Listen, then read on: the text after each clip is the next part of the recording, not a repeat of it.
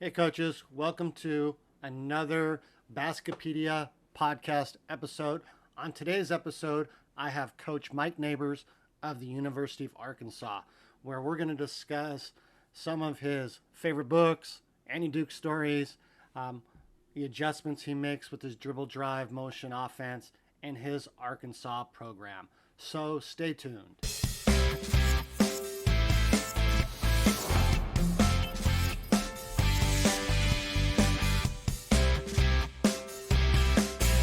Hey, everybody, welcome to the Baskipedia Podcast. I have Mike Neighbors of the University of Arkansas. How are things going today in Arkansas, Coach?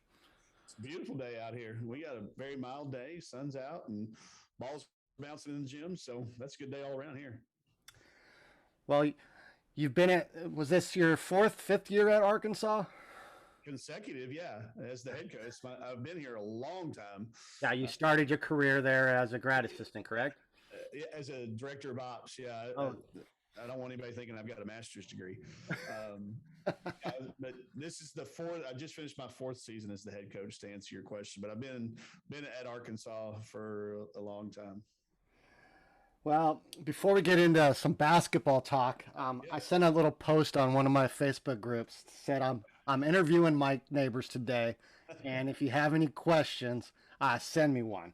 Are they So all about movies or TV shows? I'm no, sure. this one right here is, well, this one's a TV show. What is your favorite moment from Ted Lasso season one? uh, Episode 8 of the Diamond Dogs episode, the dart scene. The dart scene against when he's got to hit a bullseye to win, and he says barbecue sauce. That's my favorite. The whole dart scene is the whole episode. Episode 8 to me of all of the ones is the best, but that's a very specific question, so I'll answer it by saying the dart room scene from episode 8 of Diamond Dogs. I love it. That was and you ep, episode number and everything. Your so attention to details is like second to none, Coach. I've only seen it about 25 times already. I'm dying for July 23rd when season 2 comes out to see if they can somehow replicate the magic that was season 1. So if people have not watched Ted Lasso, just bear with us. And then also, when we get done listening to the podcast, go download Ted Lasso and watch all 10 episodes. Um, so what book is on your nightstand right now, Coach? I just finished Twin Thieves last night. Lucas Jaden new book, who wrote Win in the Dark along with Josh Medcalf. That's the book I've actually finished. I'm a perpetual reader of all the Annie Duke stuff. I just keep rereading all three of her or two of hers, and then the few chapters that she was graciously sent us on chapter on our book, third book. I think she's the best thinker out there right now. She's doing some things that helped us all get through COVID with decision making. So I'm just in constant repetition mode on reading anything I can get my hands on from Annie Duke. But and then I also read the book called All Right, All Right, All Right. It's the Dazed and Confused, how Dazed and Confused was made. So that's a good entertaining read for anybody out there. Love it. So the SEC in the coaching world had a little bit of a shakeup in the off season. What is it like coaching day in and day out? And now that you have Coach Mulkey coming over from Baylor to LSU, and is it Shay Ralph from UConn? Man, it doesn't get much easier for you day in day night, does it? And Johnny Harris got a national championship too, to her credit, as an assistant down there at Auburn. So, no, anybody that knows me knows I reference Papa Neighbors a lot, but he always said if you walk into a room and you can't find the chump, you're the chump. That was how I feel walking into the SEC head coaches meetings when you're looking around and there's Hall of Famers and the USA basketball coach and an Olympian coach and national championship rings. Everybody's got one except you. So, but no, just adding Coach Mulkey coming over just makes it that much more of a challenge. It makes you hit the ground running every single day. You just don't want to be that last gazelle. You might not be the first gazelle, but just don't be the last one. It makes you hit the ground running because if you don't, it's easy to get caught. So the SEC is great. It does bring out the best in everybody, and it's a challenge, but it's also rewarding to be a part of it every day. Uh, can you briefly talk about what the senior class that you just had meant to you building your program in Arkansas? Chelsea, Destiny, Amber. Even though we talked off air, Amber's coming back. So that group, well, they gave us evidence. Before when I went to talk to them, it was trying to sell a vision, trying to sell a story. Now we've got actual evidence that it worked and it can work, and you can do it here. You can come to Arkansas and play a national schedule.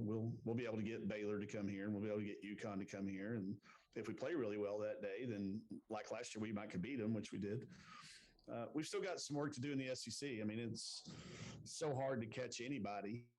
We were picked 14th when we got here, walked in the door with there's only 14 teams in the league for those that don't keep up with that. We were picked dead last unanimously.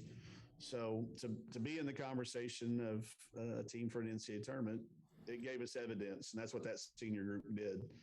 They got us into the national conversation, allowed us to have a game on ESPN on a Sunday against UConn that everybody in the country watched. So before we wouldn't even got that, we wouldn't have even got the game, much less we wouldn't have gotten it at home. And thirdly, it wouldn't have been on TV. So that's a little bit of a microcosm for everything they did, not to mention what they did with our fan base. We had the 2 highest attended games in the country last year with COVID. They've revitalized, re-energized our women's basketball fan base in this state, in this region. And now they're out there doing professional things, with basketball and in their careers. So gave us evidence to talk to future recruits about and tell them that, you can come to the University of Arkansas and if you do well, you can be like me. You can get your dream job someday from right here. And that's that evidence we look for. I fill out brackets. Guys fill out brackets. I started doing women's brackets. And in the old days of women's basketball, you look at 1 seed, 1 seed, 1 seed, 1 seed, right? And you just fill it across. Yeah, fill it across. Can you talk to me a little bit about how it's starting to get a little bit more parity? I mean, I know it's probably a sore subject. You got upset. No, it's okay. It's not a sore You got up. I mean, you were expected to win, but you got upset by a Wright State team that played really well. So I don't know who you got your information from on the expectations, but that was a team that won a championship, and they were really good. And we were on a neutral floor, so it was a toss-up. I don't care what anybody says. If we'd have been playing in Bud Walton Arena, like it should have been a non-pandemic season, then yeah, sure, it's an upset. But anybody that watched that game and knows Katrina Merriweather and knows those players, that was just a team that played really well one day. And I don't take anything away from them. They were really good. I hated that we didn't play our best basketball that day, but there was no, there's no looking back on it and regretting how we went through the season to get where we got. So, but yeah, filling out brackets, the parity is coming around. There's going to be more of those, especially if we continue to play on neutral sides. The home games make it really hard for a lower seed to pull off upsets, but these neutral sites, we'll start seeing a lot more of those. It's good for our game, and it's good for us to, have that in the back of our mind, knowing that it's completely possible to happen when we get back into that situation. New for all of our kids. None of our kids have been in an NCAA tournament game, so now we'll have that under our belt. Awesome. Let's talk a little about philosophy, personal development. What do you do daily to improve yourself, your players, and others? I try to be an example for others in my behaviors, in my systems, and the routines I follow. I think we are all based on our environments. Our behaviors then dictate our habits. So I can't expect a player to do something hard if they don't see coach up there doing something hard. Making sure I'm up to date on the latest leadership techniques and the latest in nutrition and the latest in sleep and the latest in recovery and in analytics. If I'm asking them to do really hard things on the floor and there's no evidence of me doing anything hard as their coach, those behaviors get out of alignment. So I try to stay in line. I try to keep it very, very simple. Simplicity is really hard to have. And I try to keep things with our program very, very aware and very, very simple. They are talked about. There's no um, there's no ambiguity. It's right there for you. If you've got a question there, we can point to something. We can hand you a pamphlet. We can send you a screenshot. It's there for you. And then we let you go do it. Once you know what's expected of you, we let you go. And then it's up to you. You either can't do it or you won't do it after that point. Once we understand our expectations, I can walk by a kid and go, is that because you can't do it or is that because you won't do it? And that answers a whole bunch of questions when it comes time to accountability, and try to lead that way and hope that some people follow. And then on the other side, try to be a good follower in those areas where I'm not the head coach. I'm only in charge of the women's basketball team. So I've got a boss and the boss's boss, and I try to be a good leader and a good leader of my people, but then a good follower with the rest. Go to baseball games, go to men's basketball games, go to soccer games, go to the track meets, go watch our softball team when they're in the NCAA tournament. So by being a good follower in my up chain, I hope that creates some good leadership moments to our players we're trying to lead. Based upon that, with players leading, do you believe in the cliche that player-led teams are the best? I do.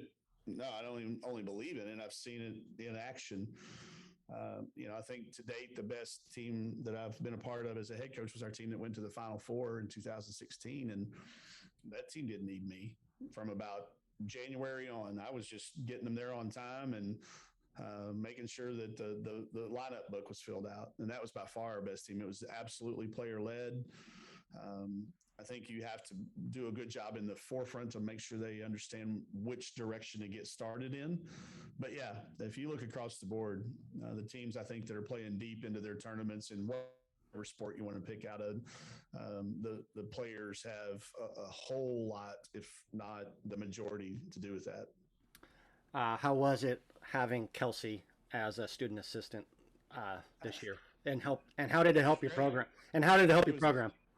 Yeah, it was mainly remote because, she was rehabbing her Achilles injury in Vegas, and then she's part of the Olympic pool, and ultimately is going to represent us in the 3-on-3 over in Tokyo. So she wasn't physically able to be here as much as we'd hoped she would be able to be, but she's a phone call away, a text message away. And was impactful for our kids and our coaches as well, but especially our kids, in that they could send her a text and her response. Literally, if I said the exact 25 words to a player in response to a question that Kelsey said, we could say the exact 25 words. They'd listen to her. And rightfully so, because she had done it. She was currently doing it. And her time was, it just gave Chelsea, gave Destiny, and even some of our freshmen, people that aren't making that transition into the pros, but she has been there and she has done it, and then done it just recently at the highest levels. So the name recognition is obviously, and people answer the phone when Kelsey Plum calls. They might not so much when Mike Neighbors calls. So that along, and then she backs that up with meaningful words and wisdom that those kids can apply and they see benefits from. On your offense, coach, you name them: the lock, the dragon. Oh, shoot, I forget them all. And how did those and rackers? How did you come up with those? I did not come up with those.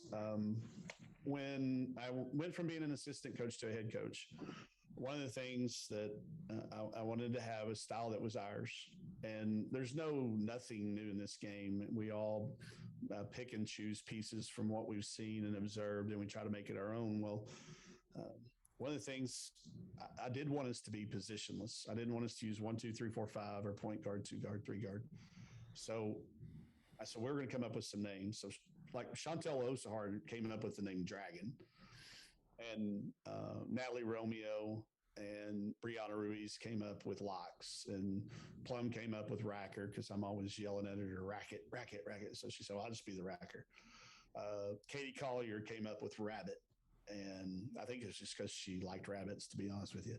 But it's morphed into us being able to tell our kids, our players, our future players, recruits, exactly what we expect out of them. I don't want them to have this preconceived notion of what the other coaches in their past have said to them about what they're supposed to do. So it allows us to have the ability to share with them the expectations and then hold them to those standards. And now it's become, because of those names, they start to use terms like a rabbit hole and, go run around like a little rabbit and the dragon. They come up with all kinds of stuff. So they came up with them and we've just kept them going. But the philosophy behind it is that it is ours, and we're able to use the positionless philosophy so that it's different from everybody else. What we want a racker to do may be different than what they've heard a point guard's supposed to do. So that's what it came up with, and it's all player led, like you were just talking about. We've had some people maybe want to change them, but that's going to be hard on me. But if they want to change them, we can change the names. When you're implementing it, Coach, do you do it whole part whole, or how do you kind of go about what's the game plan to install? Is Offense, it whole? Yes. Yeah, offense is whole all the time. We may do part if we try to use how many ever people are in practice. So if it's a workout with 3, then it's part. But if we got 5, we're going whole because that's how we play. But so I guess to answer your question, technically, it's a little bit of both. Okay, Coach. Game goals. Is there anything specific that you chart, like number of threes, offensive rebounds? Do you have any goals or numbers that you like when you're looking at your stat sheet and say, "Hey, we want to get up," or are you just playing to your strengths always? Just get a great shot. One of our top scorers getting a great shot in a great spot at a great time. I think using raw numbers is just dangerous. I mean, if you say, "Hey, we got to have X number of great threes," that's so determined by what's going on the defensive end and how the other team plays offensively. So we got away from raw numbers. I look at some percentages. Like I don't want us to turn it over more than 12% of the time. That's a number if you were looking for a percentage. But if you turn it over 8 times against Texas A&M, that's a great thing. If you turn it over 8 times against Oregon State, you're in trouble. Because the different paces of the game. So if you can't let raw numbers really, I think, lead you to too many goals. We try to have standards. We got rid of goals a long time ago, thanks to Josh Metcalf and Jamie Gilbert and their book, Burn Your Goals. We just try to have some standards of play. But if you were going to ask me, hey, if you could have one number to look at the end of the day, I want to look at, did we attempt more free throws and field goal attempts than our opponents? If I could have one stat to win every game, it'd be that one. Because if we do that, if we get more free throw attempts and field goal attempts than our opponents do, our win percentage is in the 90s. It's in the high 90s. So that's the one. If you give me one number, that's the one number I'll look over there and say, how are we doing there? They know that we're looking at that. So they'll keep me posted. But if you get a great shot, if one of your great players gets a great shot, that means you space properly. It means you screened or cut or whatever you're doing in your offense. If you end up with that at the end of the day, then I think you'd be a really happy coach. So I try to keep it really simple. I use analytics. I study every algorithm, every efficiency number that might be out there. But at the end of the day, give me that one simple number. Did we shoot it more times from the free throw line and from the field? Then it's up to me as a coach to make sure the right players are doing it and that those players are taking shots they know they can make. I remember I wasn't sure if we did something together when we did the thing that we did before, or if I heard you on another clinic. But everybody that runs Dribble Drive, and I would kind of say you run Dribble Drive, maybe you disagree, but it's Dribble Drive in nature, what you kind of do. You're really trying to get the ball down the court and shoot quick. But most people will do pressing or and you have the opposite belief that if you want to get those shots, you should prevent them. How you did a lot of studies on it, and I remember you telling about if you send 4 guys to the glass. Can you hit on that again with me and discuss how you came about with that? Yeah, and you're right. Vance Wahlberg even calls what we do a bastardized version of stuff, which I take as a compliment. By the way, we've taken it to fit what we do and how we play and who we play against and the players that we have. So, but it's definitely dribble drive oriented, and that's where the home comes from with it.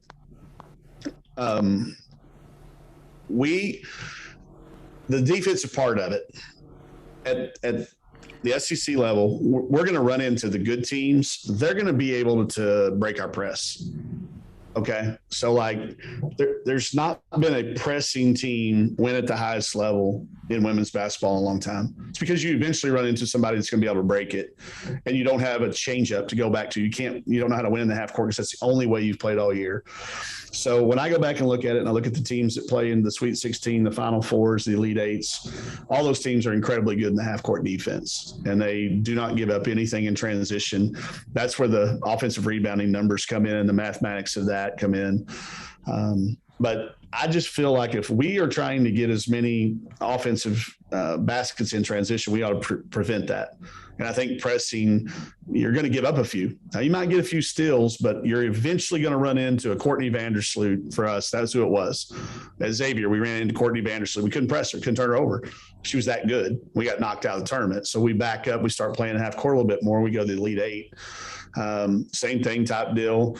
I had this conversation with Vic Schaefer at Texas A&M, and they kind of backed up and they win their national championship. They still play pressure defense, but the full court pressing stuff, it doesn't work in the league that I coach in and with the players that we recruit. So I think it's good. I think it's great. You can win that way.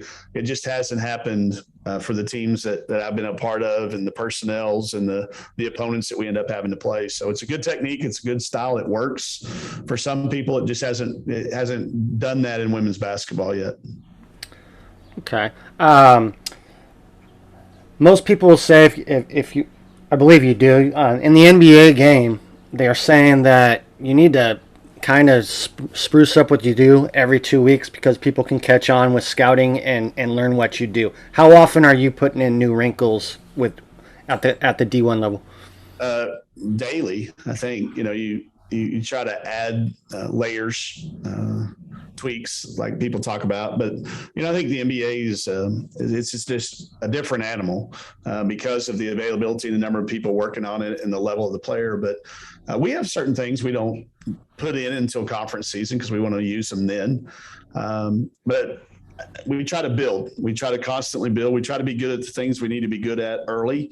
Then add to it. But every week we'll add a little wrinkle to something with what we've been doing to take advantage of those people that are heavy scouters. But I do think at the end of the day, you've got to have a plan in to make any type of defense wrong. That's what we try to talk to our kids about. And we as coaches then will say, do we have enough in that no matter what LSU does tomorrow night, we can make them wrong with however they've decided to guard us. And I think that gives you a comfort as a coach and a player when you know that there's something in your playbook or on your game card that no matter what they've done in their shoot around, you're going to have a chance to give the kids a chance to be successful and get your right kids the right shots. Okay. Besides your own team and your scouting, who are you studying to learn more from X's and O's ways? We're watching Richmond's men this summer. Been a big fan of Chris Mooney's for a long time, and we've got a personnel coming in that's going to have us do some Princeton-ish actions. And I think he's the guy on the men's side who's done it really, really, really well. Coach Ariema at UConn runs a lot of Princeton-based stuff, as does Coach Vanderveer at Stanford. But we don't quite have that same personnel. So Coach Mooney's is the most like ours. So we're really taking a deep dive study into some of his stuff this summer. And then all I have to do is walk across the hall too. I got Eric Musselman right across, and you talk about a guy who runs a program like it's an NBA because that's his sweet spot. He's been an NBA head coach for a number of teams, and he brings that to the college game. So if I need a tweak, I just walk across the hall. That's my main source. And then when you talk about studying, that'd be really following what Chris Mooney's doing over at Richmond. Well, you're on my bucket list. Now that I'm not coaching a Patriot anymore, and I'm not coaching, taking some time off and thinking about doing what I learned from Vance, where you just go and spend like a week somewhere And That's how it goes. you would be an awesome place because yourself, and then turn around and watch Muscleman right afterwards. And we are diametrically opposed in how we go about doing it. The way, not the what, but the way and the how. So yeah, come on down. Fayetteville was just rated the fourth best city, fourth best college city in the United States. So I'm sure you could tell me a very good barbecue place. So the best I've ever eaten in my life. Yeah. Yeah, we've got two really good ones, but I think the best I've ever eaten at in my life is right up the road here. Yeah, we'll hook you up. Now, over the years of running your dribble drive based offense, how has it evolved and kind of changed over the last? I mean, one of the ones I really liked and think you started running at Washington. Yeah. Some people refer to it as jungle. I think you might have called it Shaka actions or your Shaka series, but that's because we had because we had Chantel Osahar. She could really pass out of that. That was our Shaka series. Yeah, we made that up down in the Bahamas. That's why we used that sign. But anyway, I would tell you that what we've done is because of the way we play in transition, the way it flows right into the dribble drive principles, we've allowed that to happen. But then we've got we use families of set plays. Once that initial wave of transition and those initial actions, we want that racket mentality though. That's the one thing that stays consistent, but we will add families that I think take advantage from traditional dribble drive spots. But we stopped using the tee up. That was the same thing back in those first 3 or 4 years. Even with our team at Washington, man, we'd drill it, because that was what I learned. Well, I had the video just like everybody else did. So we got to work on tee up. Well, after 2 years, we had never gotten it in the game. So I had a kid look at me and goes, "Coach, why don't we work on this? We never get it." And I was like, I don't know. That's a really good question. So we don't do that. And it is good. It's a good part. We just didn't ever get to that point. A lot of it was because Kelsey was laying in the basket all the time, scoring, becoming the all-time leading scorer in the history of the game. But we've taken some things away. We've tweaked it and made it ours. And as Vance says, we've bastardized it. And that's okay. I think that's a good thing. I think that's what everybody should do. I think everybody should take it and adopt and adapt to you. You can't just do it. And this is an Annie Duke thing. We were talking about Annie Duke a minute ago. She said this on one of our Zooms. She said, "You guys in sports always talk about, especially basketball, talk about what a great chess match you're in with the other coach." Well, it's not chess at all. It's more like poker. Because if it were chess, we'd all have the same pieces. We'd all have all the pawns and a rook and 2 rooks and 2 knights and 2 bishops and, king and a queen. But you don't when you're playing basketball. And you can win in basketball with a 7-2 offsuit sometimes if you play it right. And even if you got pocket kings or pocket aces, if I play my 7 deuce offsuit just right, we can win. So I think we all have to adapt to what best fits us, our personalities, our current team, our future team. And I think we as coaches we call it the curse of the clinic. You go to the clinic and the people that get invited to speak at clinics are the teams that just won the championships or are really good. So everybody emulates what they're doing because it helped them win. Well, guess what? They probably could have run the flex. Some of those teams could have run flex or could have run 2-1-2 zone and not come out of the paint and still won. And the curse of the clinic being that you try to just completely emulate somebody else. And then the second curse is that you just walk in there and go, "Well, we can't do that because I don't have this, this, and this." You've got to make it your own. You've got to stay in alignment, keep it in alignment.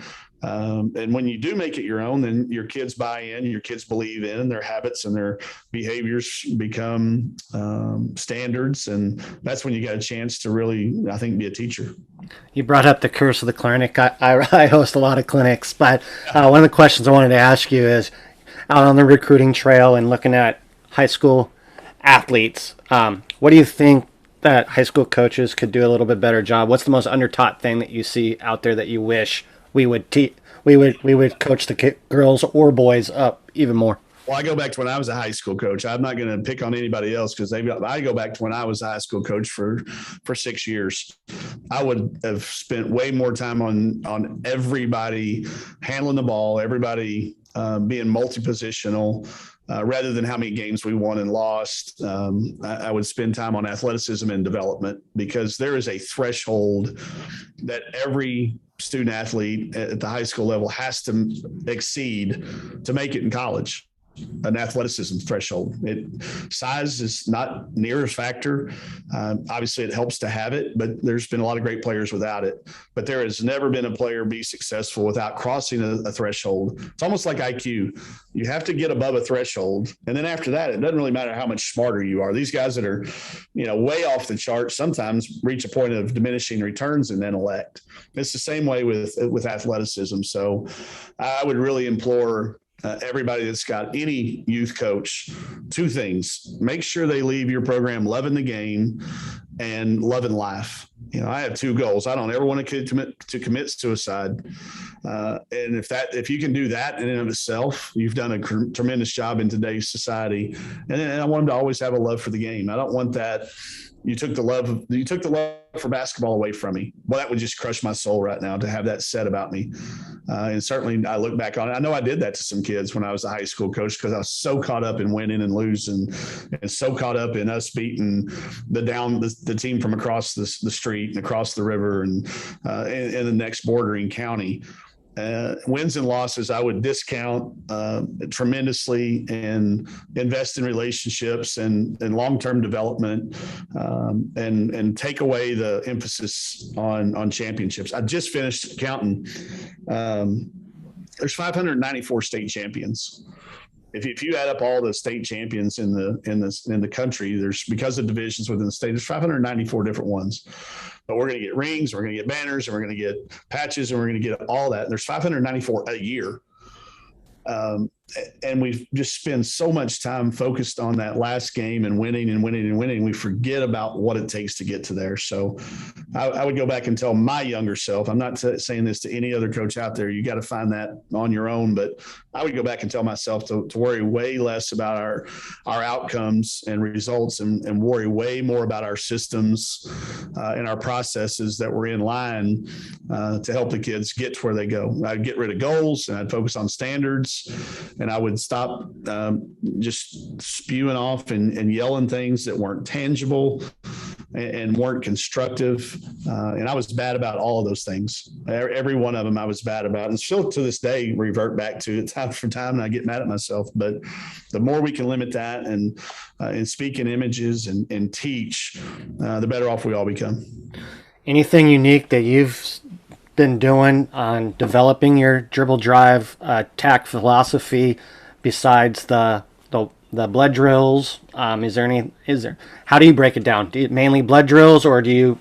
We do that initially, but we've added a cone to that blood drill to where if somebody does run around the cone, they can get back into the play, because very rarely are you going to be a man down, player down for a full possession. But the only thing I would tell you is we've tried to really allow every drill to create as many decisions as possible for our kids. Less words from our coaches, more teaching. So, and putting them in decision-making situations, not, hey, you do A, B, and C, and let us critique you on A, B, and C. Hey, we're going to give this to you. You go out and play, and then we'll critique you on what just happened. Not setting it up for them. So more 5-on-5, more chaos. Fran Fraschilla had that great line a few years ago about practice chaos creates game calmness. So I want our practices just to be all over. I want balls going everywhere. I want loud. I want people talking. I don't want them to hold the ball when I'm talking, unless I'm really trying to do something. But I want it to be as chaotic as it possibly can be. So that's something I've changed. I used to have that, hey, pick the ball up when I'm talking, mentality, because that's what I grew up with. I thought that was a sign of respect. And that's what it was to that coach. But to me, I don't care. I want us to have to block out somebody having a conversation down in the doorway while we're trying to focus on how we're going to go our ball screen. So I've really let go of all that stuff and really focused in on making sure our practices are preparing us for a game. And if you're not doing that, then I think you're just wasting time and you're filling time, and your team's going to play like that when it comes game time. What's the toughest action that you saw last year? Guard the ball, penetration, straight line drives, teams that had great spacing. We can guard screens. The more people you bring into the box, the better we are at, doing what we're going to do and giving help and fly switching and pro switching. But just straight individual, I got you. I got to defend you without fouling. And then, after that, I think flat ball screens. we can guard the wing ball screens. The flat ball screens give so much disinformation to your defender and make you have to make decisions, and they're hard rotations. So guard a straight line drive and then guard a flat screen by far. That leads me to, I mean, I have the Facebook group Dribble Drive Motion Hoop Talk and a dribble drive guy, but a lot of people like write in what level they coach or what and what gender. What do you think about playing free and open, positionless? Back in the old days, girls basketball used to be play high-low, very structured, very rigid. You're going to run, and it's become more like a guys' game, I guess. Open space, ball screens.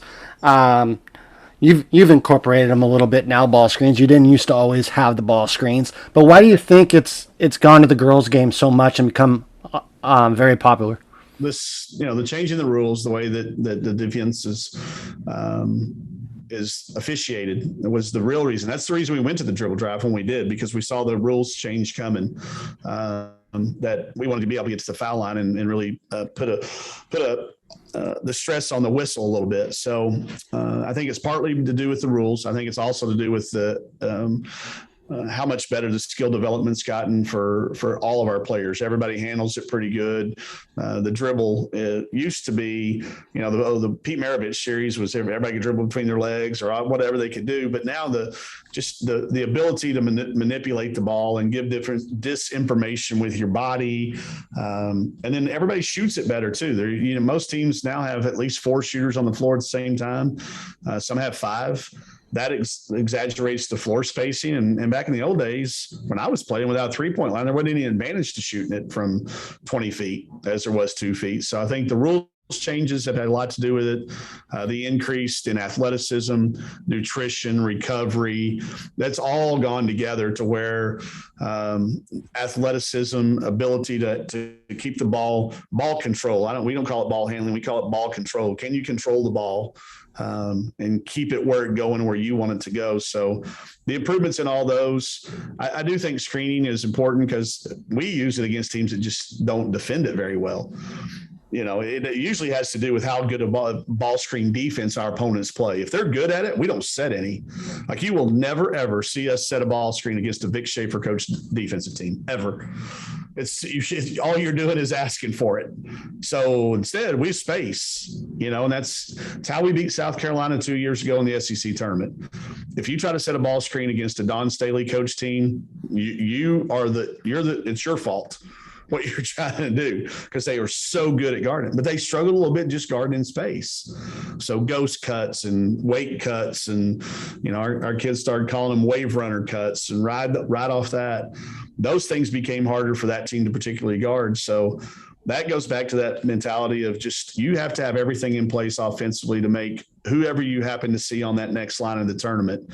And there are some teams that bother dribble drives. That's the question they're going to ask is, can I run this with my junior high girls basketball team when we're finished last? Maybe not. Maybe not. Maybe you should run the flex and pass that thing until you get a layup. Without a shot clock, I don't know that we would play the way that we play. But because we have a shot clock, that's why we do play the way that we do play.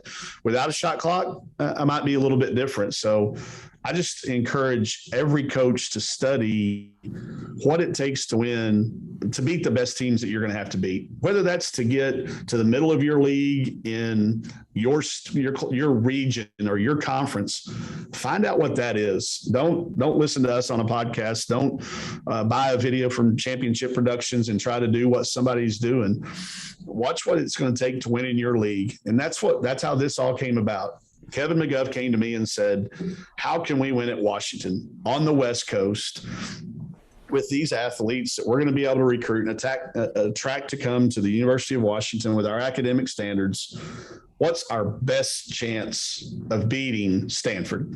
Because they were the best team we had to beat at that point in time. And it still is Stanford. They're the defending national champions, but you brought Oregon and Oregon State and those guys in along the way. And now Arizona with the job Adia's doing. But what's the best team on your schedule that you really, really need to beat? And then study and figure out why you've been losing to them in the past. Eliminate losing first, Well, we turned it over too much. Okay, well then maybe we shouldn't try to pass it as often. Maybe we should dribble it more. That's the other reason guys like us, our turnover margins are always really low because we shoot it way before we pass it. But find out what's best for your team and in your region and your particular situation, and then study it, and then find out who's doing that at another level or who's the closest to you. None of us are the same. This is not chess. Andy Duke, this is not chess. We're not playing chess. We're playing poker, and you can win with a seven of clubs and a 2 of hearts. You really can if you play it right, and you do it the right way. You can beat everybody if you do it. I love the poker reference. That's how I met my wife. There you go. That sounds like a podcast in and of itself, man. Yeah. Yep. It was old school online poker. Wow. She's from Canada. She's from online. If you're online, it wasn't online dating. It was online poker. Still, I mean, if you're online, when I go old school, I'm talking cassette tapes and vinyl and actually playing cards. We didn't have all that. So that's a good story. It was like Poker Stars or something like that. Oh, there you go. Okay. Well, you're younger than me. I'm 45. I'm 40. I'm 45. I'll be 46 on Monday. So, all right. Where I got to start knowing you and learning from you is your green light shooting drills. Because I believe way back in your, and I always butcher this name. I butcher 2 schools, Gonzaga and Xavier. Those are the 2 I can never pronounce properly, and so it's the Zags and the Musketeers. So I don't have to worry about it. How much do you do those green lights in practice as opposed to off season? Is it mainly on air? Are those mainly on air shooting drills? Yeah, it's best in the off season probably, just because it's a lot of one-on-one. You can do them with your team. We've turned a lot of them into team drills. But I think in season, what it does is it protects your kids that are doing it. And that's where this all came from. The drills themselves started at Xavier when I was in charge of both positions. I was in charge of guards and forwards, and Kevin had me doing both. So I wanted to be able to give him some real live data. It became green light when I got to Washington and got to be the head coach, and I knew Kelsey was coming in. And I needed to find a way to protect her in the locker room, because we were going to ask her to take the bulk of our shots, and that was hard to do with the freshman incoming, especially when we had who was already going to be our Washington's all-time leading scorer. He's going to score 2,000 points herself. So the green light drills came up so that everybody had the same opportunity to earn game shots. And the way you earned that license would be to come in the morning with a coach and do a select series of 3 drills a week. And if you accomplish those times and scores, then you physically got a little license. I made it look like a little driver's license, and that gave you the green light to shoot it anytime you felt good about it in practice. And if you didn't have one of those, then I could critique you a little bit about your shot selection. And if you had a yellow light, I could critique you a little. If you had a red light, I could critique you a lot. So it became this almost a little bit of a peer pressure type deal. And, there's been some people that said, well, you probably deterred some people from shooting. I said, absolutely, we did. And that was a good thing, because shot selection is not one of those things in basketball that should be equal, in my opinion. The kids that shoot it the best and they shoot it the most and they work at it the most should have the opportunity to do it the most. And that's where these green lights came in. And it's morphed over the years. We didn't even use it my first 2 years here at Arkansas, because I didn't have enough kids that I thought could do it. We had a couple that just earned it, and I bestowed it upon them, and they didn't even have to earn it. But now we've gotten a little bit more competitive. So you do have to come in, you have to show that you can achieve a certain time and a certain level of proficiency in these drills to earn that ability to shoot it in practice, and then therefore in games as the time when it goes. We say you don't shoot a shot against Texas A&M or South Carolina or Tennessee that you haven't worked on against us and your teammates in practice. Why in the world would you try something you've never tried out here in our 100 practices that we have? So once you do it in practice and you do it repeatedly in practice, then you can transition that into the game. And that's how we do film sessions. I'll stop the film early in the year and go, I haven't seen you practice that one time in film. You've got access to every game, to every practice we've done on your synergy. Please go show me what day you did that in practice. And then why in the world would you try it against Gonzaga? So that's to me, that's a thing that it really teaches a kid. Practice is important. And when I get good at it, then I can take it to the game. So that's kind of where the green line started. That's what they've morphed into. And I use them for individual workouts. I use them to evaluate recruits. Now I'll send a packet to a kid and say, do these 25 drills. Send me your time and your scores, and I can kind of tell you who you stack up with against, because I've got 25 years worth of data now from different kids. I've got every score going back to my first time I did 32 shooting, or I've changed some of the names to, I've got Sue Bird shooting that used to be Wendy Willett shooting, because just because of people recognize Sue's name now. But I can use that data and I can use it to help them. And what I think it does is it produces kids and gives them confidence. And when a kid gets confidence, then they play well. Well, Coach, you're a male that coaches on the women's side. Anybody that might end up listening to this podcast, any advice for coaches coming up that are male, how they would get into coaching young ladies and women? Volunteer. Yeah, you just take a leap and jump in and volunteer. Don't expect to get paid a dime. If you get, my first job got me $600 a month, and that felt like a bonus. So jump in, volunteer. For me, it was easy because I was raised by women. Didn't have a father figure in my life. I was raised by my grandmothers and my aunts and my mom. So I had a few uncles that came in there, and then I got an awesome stepdad later in my life. But I just was more connected to coaching a female athlete from day one. I didn't know that at first. I thought I wanted to coach myself, but I couldn't coach me. I know I couldn't. So get where you're comfortable. It's the same game. You treat everybody the same, but you get Christmas presents. That's what I tell everybody. That's the difference in coaching the two. You get. I never coached one boys team that ever gave me a Christmas present, but I get Christmas presents every year for my girls. So I just love the game, love people, know the game, but jump in and volunteer. Show people, give people evidence that you can coach the sport, and you're not going to coach them differently. I get that all the time. How do I coach girls differently? Then I said, well, I'm not going to let you coach around my kids. If you're going to treat this person differently just because they're not like me, then you're not going to coach on my squad. You're not going to be around my kids. This is a sport that has no gender. It has no race. It has no size requirements. Coach everybody the same with the same opportunity. And obviously kids respond differently and they have different levels of success. But if you go into this thing expecting a difference, then you're just going to be creating those differences.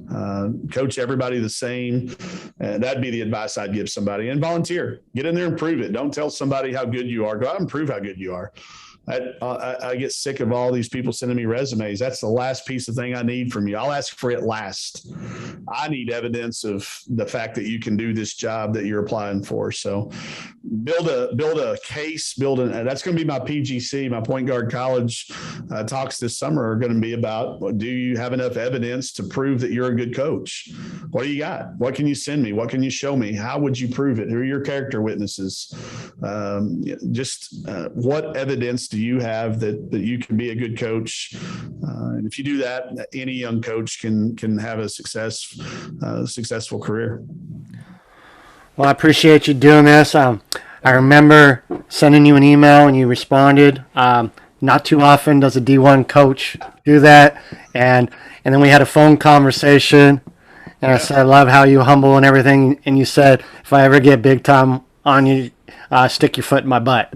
You might have used a different adjective, but I'm rating it PG right now. So I've got a lot of people around me. That's who I surround myself with. Anybody that catches me for 1 second getting out of alignment with those systems that we try to teach our kids. If I start to get out of line, I need a foot square in the butt. So you've got a green light license to kick me in the butt if I don't respond to a text message. Sometimes it takes me a while to get to an email just because of how slow, but text message, I usually respond that day or the next day. Email might take a week or a month, or some cases 6 months, because I get behind on checking them. But if you ever need me, call me.